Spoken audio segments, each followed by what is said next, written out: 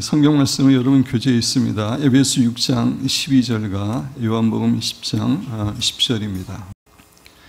우리는 지난 주일서부터 가정에서의 영적 전쟁에 대해서 살펴보고 있습니다. 그런데 우리가 영적 전쟁에서 승리하기 위해서는 먼저 우리가 세상을 영적 전쟁의 관점에서 볼 수 있어야 됩니다. 영적 전쟁의 관점에서 본다는 것이 어떤 의미인지 여러분 교재에 제가 그대로 실었습니다. 첫째, 이 세상은 눈에 보이는 세계, 현재 우리의 눈에 보이는 이 3차원의 세계와 눈에 보이지 않는 세계, 영적인 세계, 4차원 세계가 함께 있음을 우리가 알아야 됩니다. 네, 그렇습니다. 이 세상에는 눈에 보이는 것만 있는 것이 아니라 하나님도 계시고 천군 천사들도 있고 악한 영도 역사하고 있는 그런 세상입니다. 두 번째, 두 세계 가운데 3차원의 세계와 4차원의 세계 가운데 더 본질적인 세계는 눈에 보이지 않는 4차원의 세계입니다. 그 이유는 눈에 보이지 않는 하나님에 의해서 이 세상이, 눈에 보이는 이 세상이 창조되었기 때문입니다. 더 본질적인 세계는 눈에 보이지 않는 4차원의 세계고, 그런 의미에서 눈에 보이지 않는 4차원의 세계, 영적 세계의 영향력이 훨씬 더 강합니다. 욥기서 1장과 2장을 우리가 읽어보면은 하나님과 사탄이 하늘나라에서 이야기하는 것에 의해서 실질적으로 욥에게 여러 가지 재앙들이 일어났던 것을 우리가 압니다. 영적인 세계가 눈에 보이는 세계에 영향을 끼칩니다. 그래서 우리가 기도를 하는 겁니다. 우리가 하나님께 기도하게 되면 영적인 세계에서 하나님이 움직이시면 이 세상에 그것이 이루어지기 때문에 우리가 기도하는 겁니다. 세 번째, 따라서 우리는 이 세상에서 일어나는 일들과 사건들에 대해서 눈에 보이는 것만 가지고 해석할 것이 아니라 눈에 보이지 않는 영적 세계를 포함해서 이해해야 한다. 다시 말해 하나님과 천사들과 악한 영들을 포함시켜 이해해야 한다. 영적인 세계를 포함해서 이해를 해야 됩니다. 이렇게 바라볼 때 우리는 이 세상의 일들과 사건들에 대해 올바른 본질을 파악할 수 있기 때문이다 라고 이야기했습니다. 예를 들어서 설명드리면은 오늘날 현대 사회의 문제점 가운데 하나는 중독이라고 하는 문제입니다. 인터넷 중독, 게임 중독, 약물 중독, 도박 중독, 심지어 섹스 중독 등으로 인해 많은 사람들이 고통을 당하고 인생이 피폐화되고 있는 그런 상황입니다. 근데 이 중독의 문제를 3차원 세계의 관점에서만 본다면 이것은 단지 육체적이거나 심리적인 문제입니다. 그래서 많은 심리학자들과 정신의학자들은 이런 차원에서 원인을 찾고 문제를 해결하고 합니다. 그러나 이렇게 해서는 중독을 근본적으로 해결할 수가 없습니다. 왜냐하면 중독의 문제는 3차원의 문제일 뿐만 아니라 영적인 게 포함된 4차원의 문제도 포함되어 있기 때문입니다. 중독의 그 배후에는 그 영혼을 파괴하고 죽이려고 하는 악한 영의 존재가 있습니다. 그래서 그것을 포함시켜서 4차원의 세계까지 포함시켜서 중독의 문제를 바라볼 때 우리는 중독의 문제를 잘 해결할 수 있습니다. 이렇게 이 세상에서의 사건이나 일들을 3차원 세계의 관점에서 뿐만 아니라 4차원 세계의 관점을 포함시켜서 바라보고 이해할 때 우리는 이 세상의 일들의 본질을, 사건들의 본질을 올바르게 이해할 수 있습니다. 근데 이런 관점이 바로 영적 전쟁의 관점을 가지는 것입니다. 우리는 가정에서의 영적 전쟁에 대해서 생각할 때도 이런 영적 전쟁의 관점을 가지고 가정의 사건들이나 일들을 바라봐야 됩니다. 그렇게 할 때에 가정의 문제들을 온전히 해결할 수 있습니다. 지난주에는 우리를 도적질하고 죽이는 것이 목적인 사탄이 우리 부부 사이에서 어떻게 역사하는지, 우리가 그것을 어떻게 막고 가정을 보호할 수 있는지에 대해서 말씀을 드렸습니다. 오늘은 자녀 교육에 있어서의 영적 전쟁에 대해서 살펴보면서 하나님께서 우리 각자에게 주시는 은혜와 교훈을 받기를 원합니다. 자녀 교육에 있어서의 영적 전쟁. 첫째, 뱃속에 태아를 가졌을 때 어머니는 마음을 잘 지켜야 하고 부부는 언행을 조심해야 합니다. 어머니는 마음을 잘 지켜야 하고 부부는 언행을 조심해야 합니다. 우리가 내적 치유의 시간에 다 배웠지만 태아가 뱃속에 있을 때 부모의 은행으로부터 많은 상처와 고통을 받을 수 있습니다. 그런데 태 속에 있었을 때 받은 상처와 아픔이 그 아이에게 일평생 부정적인 영향을 끼치기도 합니다. 이것에 대해서 예를 들어 설명을 드리면은 엄마가 심한 분노와 두려움을 느꼈다고 가정해 보겠습니다. 그렇게 분노와 두려움을 느끼게 되면은 그 혈류성에 아드레날린이 생깁니다. 근데 이 아드레날린은 아기의 혈류 속으로 영양분과 함께 들어가게 됩니다. 그러면은 아기는 그의 신경 조직 내에서 그 아드레날린으로 인해서 어머니가 느꼈던 동일한 분노와 두려움을 느끼게 되는 것입니다. 이것이 어린 태아의 의식과 무의식에 저장되어서 그 아이가 태어난 후에도 그 아이에게 나쁜 영향을 끼치게 되는 것입니다. 따라서 아이를 가졌을 때 엄마는 태아가 나쁜 영향을 받지 않도록 자기의 마음을 지키는 것이 중요합니다. 여러분 교재 보시면 정원 목사님 그 책에 보면 아이를 가지고 있는 어머니는 다른 때에도 그렇지만 우리가 다른 때에도 다들 마찬가지죠. 마음을 지키는 것은 임신 중에는 특별히 마음을 더 관리해야 됩니다. 함부로 화를 내서는 안 되며 함부로 미워해서도 안 됩니다.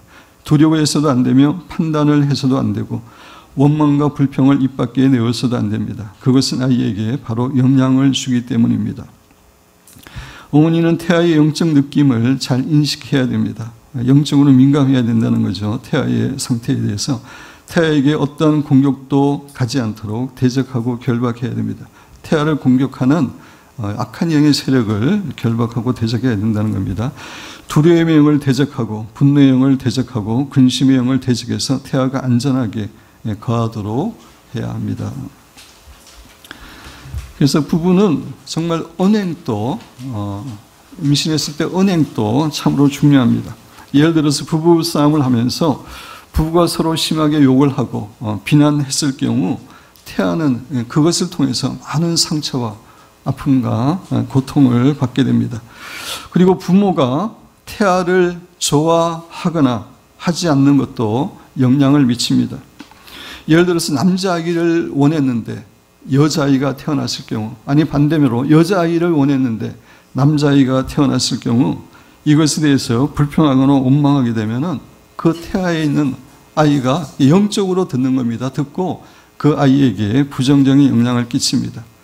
그리고 아이가 연속해서 3년간 연속해서 태어나서 이제 마지막 그 임신한 것에 대해서는 불평하고 원망해도 그 아이에게 그런 악영향이 미치는 겁니다. 이런 의미에서 태 속에 아이가 있을 때 어머니의 마음가짐이나 부모의 은행은 너무나 중요합니다. 그래서 태교가 중요한 것입니다. 어머니가 태 속의 아기를 위해서 찬양을 틀어주거나 성경 말씀을 읽어주거나 또 배를 쓰다보면서 사랑한다고 고백하고 내가 너를 참으로 사랑한다. 너는 참으로 존귀한 존재이다. 이렇게 고백하는 것은 너무나 중요한 것입니다. 두 번째, 갓난아기가 아주 갓난 아기가 울거나 아플 때 먼저 대적 기도를 하시기 바랍니다.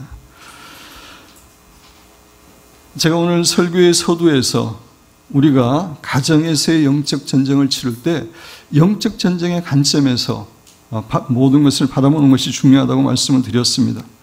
그런데 우리가 자녀를 키울 때도 마찬가지입니다. 영적인 관점을 포함시켜서 보아야 우리는 자녀에 대해서 올바른 교육을 할 수 있습니다.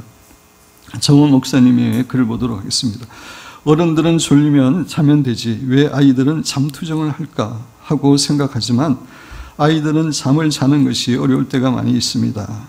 이제 영적으로 설명합니다. 잠자는 것은 아이의 영혼이 영계로 들어가는 것인데, 우리도 마찬가지입니다. 우리도 자면은 영적인 세계로 들어가는 건데, 아이의 영혼은 민감하기 때문에 악한 영들이 어른거리고 있으면 불안해서 잠이 들기가 어려운 것입니다. 그래서 두려움을 가라앉히고 편안함을 얻기 위해서 투정을 하고 울게 됩니다. 그런 상황에서 어떻게 기도를 해야 할까요? 그저 단순한 방법으로 하면 됩니다. 조용히 아이에게 손을 얹고 주님의 임재와 평안이 임하기를 기도하는 것입니다. 그리고 악한 영들, 두려움의 영이나 근심의 영과 같은 악한 기운을 대적합니다.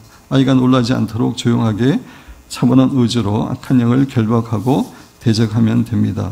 라고 이야기하고 있습니다. 물론 갓난아이가 울거나 이렇게 짜증을 낼 때 다른 이유도 있을 것입니다. 그러나 먼저 영적인 관점에서 먼저 대적하는 것, 그것이 중요하다는 겁니다. 다른 문제가 중요하지 않다는 게 아니라. 세 번째, 아이가 돌이 되면 고집의 영을 대적해야 됩니다. 정은 목사님의 책을 보도록 하겠습니다. 아이의 엄마와 아빠는 아무리 세상에 힘든 일이 있어도 천진난만한 아이의 모습, 잠이 들어있는 아가의 모습을 보면서 힘을 얻고 위로와 용기를 얻습니다. 어린 아가는 너무나 아름다운 존재입니다. 하지만 그렇게 사랑스럽고 아름다운 아이에게도 악한 영들이 들어가며 역사한다는 사실을 기억해야 됩니다. 아이들에게 임하고 들어가서 장난치는 영들을 부모는 분별하고 대적하여 쫓아낼 의무가 있습니다. 그것은 부모의 중요한 사명입니다. 영적으로 봐야 된다는 겁니다. 아기들 키울 때도 영적으로 봐야 된다는 겁니다. 보통 돌 정도가 되면 아이의 고집이 시작하기 때문에 돌을 전후로 해서 아이를 징계하고 가르쳐야 됩니다. 돌을 전후로 해서, 요사이는 아이들도 빨리 성장하는 것 같습니다. 그래서 가능하면 사실 돌 전에도 우리 복음이도 이렇게 우리가 부모도 그렇고 목사도 그렇게 가끔 교육을 하는데 돌 전에도 필요하다고 생각이 됩니다. 돌 정도가 되면 아이는 부모가 야단치고 금지하는 것을 이해할 수 있습니다. 아주 더 어리면 이해를 못하니까, 그러나 이제 그 정도면 이해할 수 있기 때문에 교육을 해야 된다는 겁니다. 그전에는 아이를 혼낸다고 해도 그것을 이해하지 못합니다. 아이에 따라 다소 차이가 있으나 대체로 돌을 전후해서 아이들에게는 고집이 나타납니다. 그러므로 이때 그 고집을 꺾어 주어야 합니다. 돌이 되면 부모는 그것을 금지시킬 수 있고 아이는 그것을 알아들을 수 있습니다. 위대한 영성인들의 부모들은 대체로 1살 정도에서부터 아이를 교육하기 시작했습니다. 존 웨슬레, 찰스 웨슬레를 키운 수잔나 그 부인도 1살부터 철저하게 양육했음을 책에서 이야기하고 있습니다. 1살에서 3살이 되면 아이의 성품이 상당 부분이 결정되기 때문에 그것은 중요한 일입니다. 1살에서 3살 사이에 많은 성품이 인생에 가장 중요한데 성품이 결정되는 기간입니다. 그래서 우리의 속담에 있는 3살 버릇이 8까지 간다는 말은 영적으로도 의미가 있는 말입니다. 가만히 내버려 둘 때 아이에게는 고집이 생깁니다. 무엇이든지 자기 기분이 내키는 대로 하려고 합니다. 그리고 그 배후에는 작은 악한 영들이 있습니다. 그들은 고집과 반항의 영입니다. 많은 부모들은 아이들이 예쁘다고 제멋대로 하도록 놓아둡니다. 아이가 고집을 부리고 짜증을 내고 앙탈을 부려도 그대로 내버려 둡니다. 하지만 그것은 사랑이 아니라 아이를 망치는 것입니다.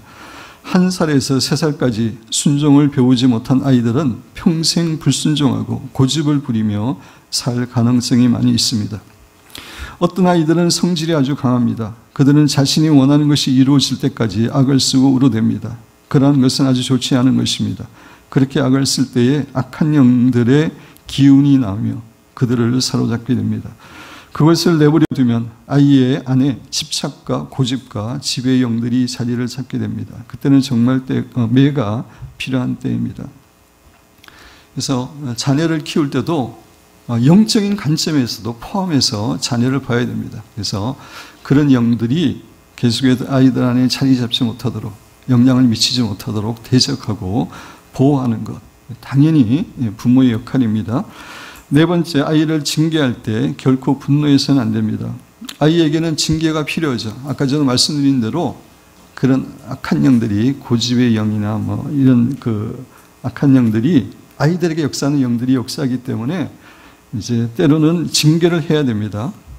그래서 잠언 22장 15절, 아이의 마음에는 미련한 것이 얽혔으나, 뭐 인간이 우리가 원죄를 갖고 태어나기 때문에 미련한 것이 있습니다. 천사같이 보이는 아이의 마음에도 징계하는 채찍이 이를 멀리 쫓아내리라 라고 이야기합니다. 잠언 29장 19절은 내 자식을 징계하라. 그리하면 그가 너를 평안하게 하겠고 내 마음에 기쁨을 주리라.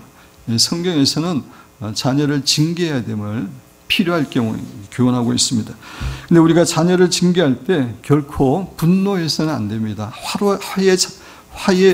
화에 사로잡혀서 분노는 해서는 안 됩니다. 왜냐하면 에베소 4장 26절 27절 분을 내어도 죄를 짓지 말며 해가 지도록 분을 품지 말고 마귀에게 틈을 주지 말라. 분노하는 것은 사단에게 틈을 주는 겁니다. 악한 영이 우리에게 들어갈 수 있는 합법적인 권리를 주는 겁니다. 그런 의미에서 우리가 자녀를 징계할 때도 결코 분노해서는 안 되고 정말 자녀를 사랑하는 마음이 힘들긴 하죠. 아이들이 이렇게 문제를 일으키고 말을 안 듣고 그러면 그래도 마음을 지키는 가운데 사랑하는 마음으로 그렇게 징계를 해야 됩니다. 꾸중을 해야 됩니다. 다섯 번째, 부부가 자녀들 앞에서 다른 사람들을 미워하거나 비난하는 것도 매우 나쁜 일입니다. 아이들에게 미움과 판단의 영이 들어갑니다. 부모의 그런 행위 때문에 자녀들에게 그런 영이 들어갈 수가 있습니다. 정호 목사님 글을 보면 아이들 앞에서 남편의 욕을 하는 아내들이 있습니다. 그 중에는 그런 아내들이 있습니다. 그죠? 그것은 아이의 일생을 망치는 것입니다. 그것은 아이를 직접 저주하는 것과 별로 다를 것이 없습니다. 아이에 대해 아버지에 대해 부정적인 감정을 가지고 있는 이들은 평생을 거스리는 자, 대적자로 살게 됩니다. 목회자나 나라의 권위자에 대한 비판이나 비난을 아이들 앞에서 하는 것도 마찬가지입니다. 그런 말을 듣고 자라는 아이들에게는 평생 동안 많은 고난과 역경이 기다리고 있습니다. 하는 일마다 실패하게 될 가능성이 많이 있습니다. 그런 아이들에게는 권위를 대적하는 영이 들어가기 때문에 삐뚤어진 삶을 살게 되며 어둠과 재앙을 주는 영들이 따라다니게 되기 때문입니다. 그래서 부모가 자녀들 앞에서 다른 사람을 미워하거나 비난하는 것, 또 정죄하는 것, 이런 것은 참으로 주의해야 됩니다. 여섯 번째, 미운 짓을 하는 아이의 경우도 아이의 마음을 이해해 준 후에 악한 영을 대적해야 됩니다. 이제 미운 짓을 하는 경우에도 사실 원인이 있습니다. 원인을 파악한 후에 그 악한 영을 대적해 줘야 되는데 정호 목사님의 글이 잘 그걸 이야기해 주고 있습니다. 한 자녀가 자꾸 미운 짓을 하고 동생이나 언니 등을 괴롭히거나 시기할 때 부모는 자신이 아이들을 편애하고 있는 것이 아닌지 반성해야 합니다. 많은 경우 이제 편애할 때 이런 현상이 생길 수 있다는 겁니다. 100%는 아니라 할지라도 아이들 속에 그렇게 역사하고 있는 영들은 물론 악한 영들이지만 그것을 끌어당기고 있는 것은 부모에게도 원인이 있기 때문입니다. 아이가 미운 짓을 한다면 그것은 천덕꾸러기의 영입니다. 주로 이제 미운 짓을 하는 아이에게 역사하는 영이 천덕꾸러기 영이라는 겁니다. 아이의 안에는 이미 억울함과 분노가 쌓여져 있습니다. 그들에게는 자신보다 더 사랑받는 자기 형제에 대해서 분노가 쌓여져 있습니다.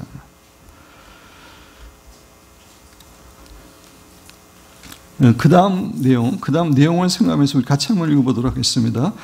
내 마음에 맞는 사람.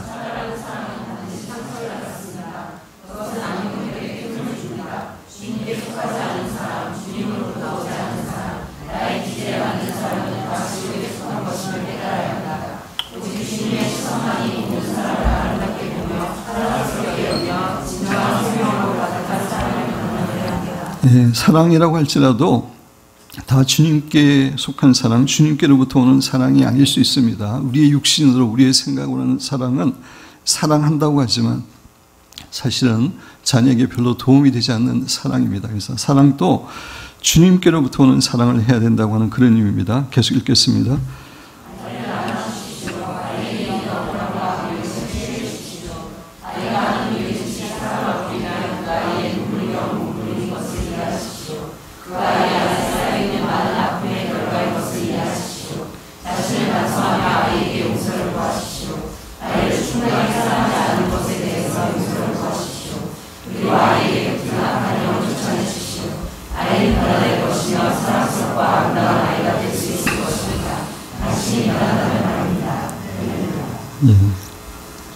부모가 변화되어야 됩니다. 그렇죠?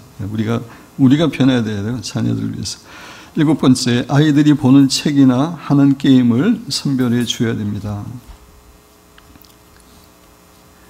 제가 읽으면서 설명드립니다. 아이들은 동화나 어떤 이야기를 들을 때 이것이 논리적으로 말이 되나 안 되나를 생각하지 않습니다. 그걸 생각할 나이가 아니기 때문입니다. 줄거리의 구성이 재미있다, 없다 하는 것을 따지지 않습니다. 그들은 그냥 이야기 속으로 들어갑니다. 그들에게는 이야기 속에 곰이나 호랑이가 실제로 존재합니다. 그들은 실제로 여호와 이야기를 하고 사슴과 이야기를 합니다. 그들에게는 그것이 실제입니다. 어린이들이 동화책을 읽고 게임을 하고 노는 것은 곧 영적 접촉입니다. 단순히 책을 읽는 것으로 끝나는 게 아니라 영적인 접촉을 하는 겁니다. 영계와 접촉하는 겁니다. 그렇게 우리가 볼 수 있어야 됩니다. 그러므로 어른들은 아이들이 어떠한 영들과 접촉하는지, 어떠한 게임이나 이야기에 접촉하는지를 조심하여 분별해야 합니다. 대상에 따라서 아주 위험할 수 있기 때문입니다. 동화의 내용이 사랑, 우정, 모험, 희망에 대한 것이라면 그것은 아이들에게 해롭지 않을 것입니다. 어머니는 이러한 좋은 이야기를 아이에게 골라주어야 합니다. 그러나 동화에 마녀가 나오고 마법이 나온다면 그것은 결코 바람직한 것이 아닙니다. 아이에게는 실제로 마법이 역사할 수 있으며 악령이 아이에게 들어갈 수 있습니다. 부모는 할 수 있는 한이라는 것에 아이가 접촉하지 않도록 해야 하며 그러한 경우에는 아이를 보호하는 기도를 함으로써 아이의 위에 보호막을 쳐야 합니다. 뿐만 아니라 아이들이 접촉하는 컴퓨터 게임에는 잔혹하고 폭력적인 것도 많이 있습니다. 동물이나 사람을 죽이는 게임도 있습니다. 이것은 자연스럽게 살인의 영이나 폭력의 영이 들어오게 됩니다. 게임이 그냥 게임으로 끝나는 게 아닙니다. 그걸 통해서 영이 역사하기 때문에 영이 들어오도록 허락하는 것임을 우리가 잊어서는 안 됩니다. 그 다음에 우리가 보고 듣는 것은 우리 안으로 들어와서 우리의 마음과 운명을 결정합니다. 악하고 더러운 생각을 받아들이는 것은 자신의 생명과 영혼을 그렇게 만들어가고 있는 것입니다.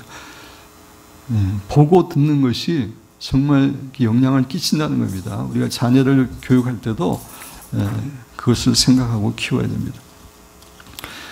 그리고 컴퓨터 게임은 아이들의 뇌를 파괴시킵니다. 그런 관점에서 컴퓨터 게임을 어렸을 때 하지 않도록 해야 되고 컴퓨터 게임뿐만 아니라 어렸을 때 아주 갓난아이나 3살 이하의 그 동영상을 보는 것도 텔레비의 동영상이나 좋은 거라도 좋은 동화의 내용이라도 보는 것은 아이들의 뇌를 파괴시키는 겁니다.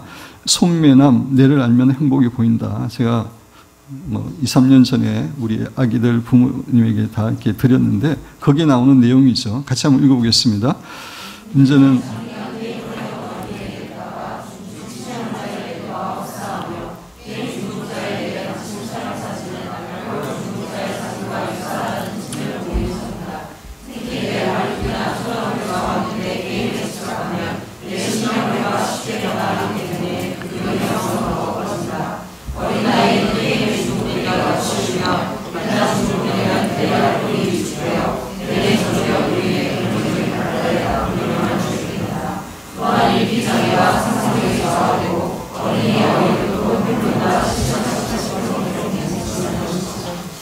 컴퓨터 게임 하는 게 게임으로 끝나는 게 아니라 뇌를 파괴하는 겁니다. 그리고 동영상을 보는 것도 뇌를 파괴하는 겁니다. 물론 그 뇌는 다음에 또 회복될 수도 있습니다. 그러나 그거를 우리가 알아야 됩니다. 우리 교회 청년들 가운데서도 이렇게 중고등학교 때나 이렇게 그 대학교 다닐 때 게임을 한 청년들이 많은데 그 청년들은 그걸 위해서 기도를 안 했으면 기도를 해야 됩니다. 그것 때문에 사실 내가 많이 그 손상당한 부분이 있습니다. 그 부분이 회복이 되도록 본래 하나님께서 예비하신 부분으로 회복이 되도록 기도하고 할 필요가 있습니다. 여덟 번째, 사춘기에 올 수 있는 영을 지혜롭게 대적해야 합니다. 한번 정원 목사님 글 같이 한번 읽어보겠습니다.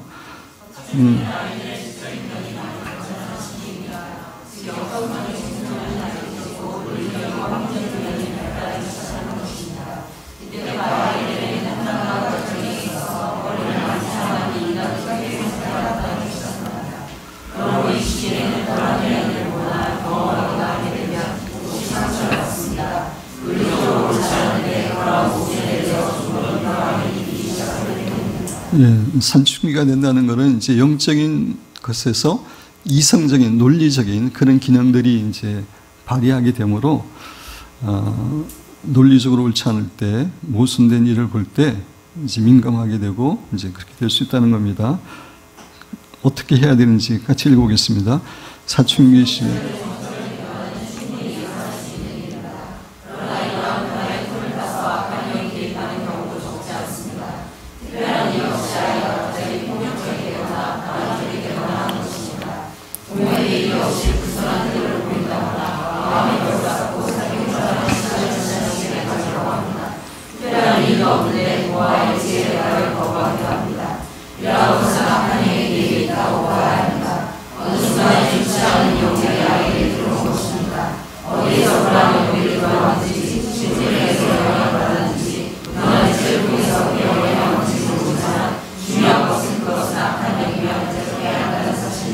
예, 아이가 사춘기가 되어서 갑자기 나쁜 방향으로 이제 바뀌게 되었을 때는 그 배후의 영적인 관점에서 보면은 악한 영의 역사로 그렇게 된 경우가 많다는 겁니다.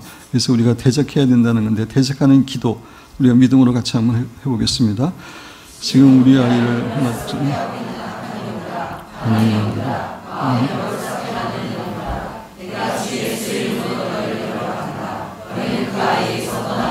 네, 그래서 영적으로 우리가 영적으로 이렇게 먼저 이렇게 자녀를 바라보고 키워야 되는 겁니다. 계속 한번 읽어보겠습니다.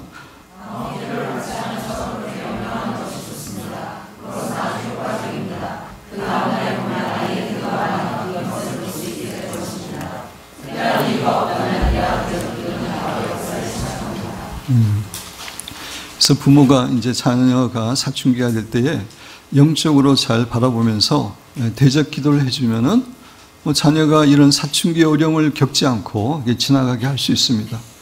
우리 이제 은총이 같은 경우에도 사춘기에 이런 특별한 문제 없이 지나갔습니다. 우리가 영적으로 잘 보고 대적해 주면 됩니다. 우리 여기에 이제 중고등 학생들도 있는데, 중고등 학생들은 자기 마음속에 이런 마음이 들면은 영이 역사하는 거라고 생각하고 영을 대적하면은 이런 모습을 보이지 않게 됩니다. 아홉 번째, 친구를 잘 선택해서 사귀도록 권면해 주어야 됩니다. 친구를 보면 그 사람을 알 수 있다라고 하는 유명한 격언이 있습니다. 그렇습니다. 우리는 친구의 많은 영향을 받게 되어 있습니다. 같은 사람의 친구를 사귀는 그 부분도 있지만, 또 친구랑 사귀어 보면은 친구와 많은 영향을 받게 됩니다. 따라서 우리의 자녀들이 좋은 친구들을 사귀도록 권면해 주는 게 너무나 중요합니다. 제가 읽으면서 설명드립니다. 사람은 한 사람 한 사람 자체가 하나의 영계입니다. 영적인 관점을 보면은 사람이 단순한 사람이 아닙니다. 눈에 보이는 사람이 있지만 그 사람에게는 영적인 그것도 같이 있습니다. 그래서 연결로 봐야 된다는 거죠. 어떤 사람은 천국에 속해 있고 정말 주님을 사랑하고 그 마음이 천국에 속해 있는 사람이 있고, 어떤 사람은 주님이 없고 지옥에 속해 있는 지옥의 속성들을 갖고 미움과 시기와 질투와 이런 마음을 갖고 있는 사람들이 있습니다. 어떤 사람은 강력한 천국의 빛을 가지고 있고, 어떤 사람은 강력한 지옥의 어둠 속에 있습니다. 어떤 사람은 따뜻함과 애정을 가지고 있어서 근처에 있기만 해도 그 온기가 전달됩니다. 어떤 사람은 싸늘한 날카로움을 가지고 있어서 근처에 있기만 해도 그 썰렁함이 전달됩니다. 그 배후에 있는 그 영의 역사가 있기 때문에 그런 기운이 전달되는 겁니다.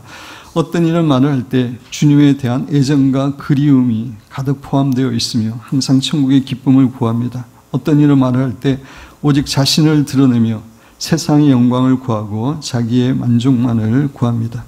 이렇게 사람은 살아있는 동안에도 천국과 지옥에 속하여 있고 영적으로 보면 그렇습니다. 천국의 영으로 살거나 지옥의 영으로 살고 있기 때문에 사람을 만나는 것은 곧 천국을 방문하거나 지옥을 방문하는 것 같은 것입니다. 중요한 겁니다. 어떤 일은 별로 주의하지 않고 주위에 있는 이들과 가까이 지내지만 그것은 좋지 않습니다. 우리가 천국을 사모하며 영생의 발전을 추구한다면 우리는 지옥의 속성을 갖고 있는 이들과 거리를 두어야 합니다. 그들에게는 지옥의 냄새와 기운이 끝없이 흘러나오기 때문입니다. 물론 우리가 전도할 때는 완전히 하나님의 전신갑주로 무장하고 이런 사람도 전도해야 되지만 그냥 일반적으로는 이렇게 주의해야 됩니다. 영적이지 않은 사람과 우리가 사귀는 것을. 그 다음 내용 같이 한번 읽어보겠습니다.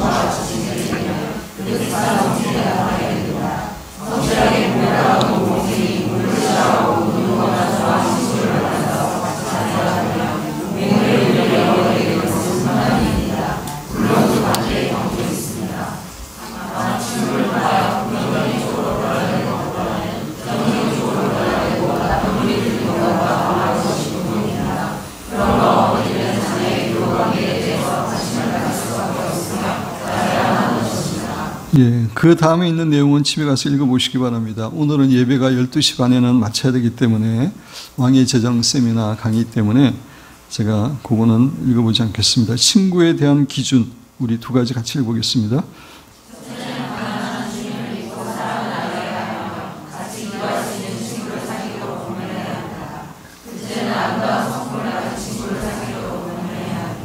공부를 잘하냐 집안이 좋으냐 이게 중요한 게 아닙니다. 그죠? 하나님을 믿느냐, 하나님을 사랑하느냐, 성품이 좋으냐, 이게 중요한 겁니다. 그 다음, 정우 목사님 글 같이 한번 읽어보겠습니다.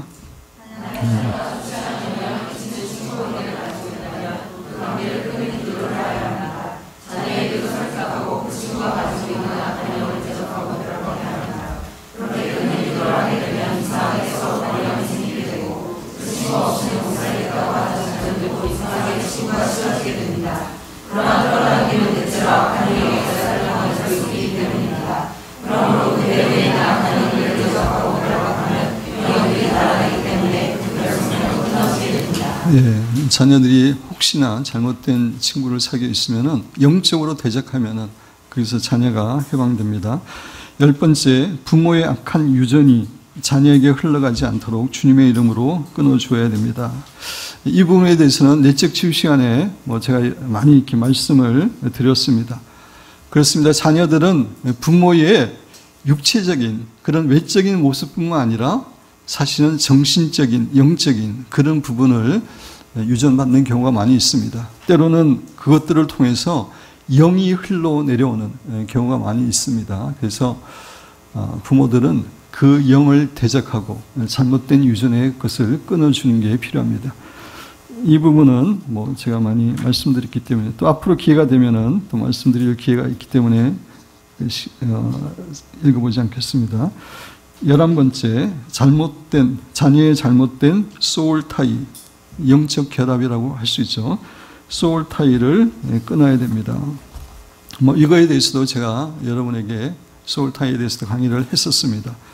마마보이, 남자아기가 완전히 어머니 품속에 있어가지고 늘 어머니를 줄줄 따라다니고 그러면은 잘못된 결속이 있는 겁니다. 소울 타이가 있는 겁니다. 바람직하지 않는 겁니다. 그런 것들은 이제 끊어줘야 되고 또 자녀들 가운데 이제 중고등 학생들 가운데 어떤 아이들을 너무 좋아해서 이렇게 소울 타이가 된 경우가 있습니다. 그것도 끊어줘야 되죠. 제가 소울 타이 강의일 때 여러분에게 말씀드렸지만 어떤 아이가 아이돌의 사진을 이렇게 붙여 놓고 있었는데 그 사진을 통해서 악한 역사했다고 하는 그런 얘기를 여러분에게 말씀을 드린 적이 있습니다. 그래서 아이돌과의 소울 타이도 철저하게 끊어줘야 됩니다. 12번째, 자녀가 순종하지 않을 때 먼저 자신이 하나님께 불순종하고 있지는 않은지 살펴봐야 됩니다. 많은 경우에 부모에게 자녀의 모습을 통해서 부모에게 말씀하시는 경우가 많습니다. 그래서 자녀의 잘못된 모습을 보면 먼저 나 자신을 하나님 앞에서 돌이키우는 그런 지혜가 필요합니다. 자녀가 순종하지 않을 때 자녀의 불순종의 영을 대적해야 됩니다. 왜 불순종하지 않는지 막 인간적으로 대처하기 전에 먼저 그 영을 대적하면은 사실 많은 경우에 저절로 해결되는 경우가 많이 있습니다. 자녀를 육신의 사랑으로 조종하거나 지배하려고 해서는 안 됩니다. 아까도 말씀드렸지만 우리 개인적인 육신적인 그런 사랑으로 자녀를 사랑해서는 안 되고 주님의 사랑으로 사랑해야 됩니다. 조종하거나 지배하려고 해서는 안 됩니다. 진정한 사랑은 자유를 주는 사랑이라고 했습니다. 지배하고 조종하는 게 아닙니다. 그는 부부관계에서도 마찬가지고. 15번째, 자녀에게 예수님의 보혈을 뿌리는 기도를 자주 하고 우리가 뿌려줘야 됩니다. 하나님께서 자녀를 성문천사를 동원해 지켜주시도록 기도해야 됩니다. 기도 넘어가겠습니다. 자녀의 방에 가서 5단계 임재 기도, 우리 교회에서는 5단계 임재 기도를 하나님이 임재하도록 정결케 되도록 치유되도록, 그러면은 그 아이의 방의 영적인 분위기가 달라집니다. 그래서 아이가 훨씬 더 자유함을 누리게 되고 죄를 지으려고 하는 마음도 줄어들게 되고 영적으로 깨어있게 됩니다. 그래서 5단계 임재 기도를 자주 해주는 게 좋습니다. 아이들에게도 영적 전쟁을 가르쳐야 되는데 영적 전쟁의 궁극적인 승리자는 하나님이심을, 사탄이 우리를 이길 수 없음을 확실하게 가르쳐줘야 되고 우리 신자의 영적 권위와 위치를 알도록 가르쳐줘야 되는데 우리가 강한 것은 우리 자신이 강한 게 아니라 우리 안에 예수님이 계시기 때문이고 또 우리 신자들은 현재 영적으로 하늘나라에 앉아있는 그런 존재이기 때문입니다. 그래서 지난주와 이번 주 합쳐서 가정에서 영적 전쟁을 승리하기 위해서 가족의 구성원들이 매일 5단계 임재 기도를 하는 게 필요하고 또 아침에 하나님의 전신갑주를 입는 게 중요하고 또 가족들 가운데 한 사람이 죄를 범했을 경우에도 공동으로 고백하고 영향을 끊는 기도를 해야 됩니다. 공동체이기 때문에 한 사람이 죄를 범하도 가정의 전체에 영향을 미치게 됩니다. 그 다음에 가정의 환경을 정결하게 해야 됩니다. 저주받은 물건이나 하나님께서 기뻐하시는 물건들을 제거해야 됩니다. 이것도 다시 한번 기회가 되면 제가 강의를 하려고 합니다. 사랑하는 성도 여러분, 우리의 가정은 가장 치열한 영적 전쟁터 가운데 하나입니다. 사랑하는 여러분과 저는 지난 주일과 이번 주일에 배운 영적 전쟁의 원리들을 우리 가정에 잘 적용함으로 영적 전쟁에서 늘 승리하고 하나님께서 가정을 통해 베푸시려고 하는 그런 축복과 은혜를 풍성하게 누리시는 사랑하는 여러분과 제가 되기를 주님의 이름으로 축원드립니다.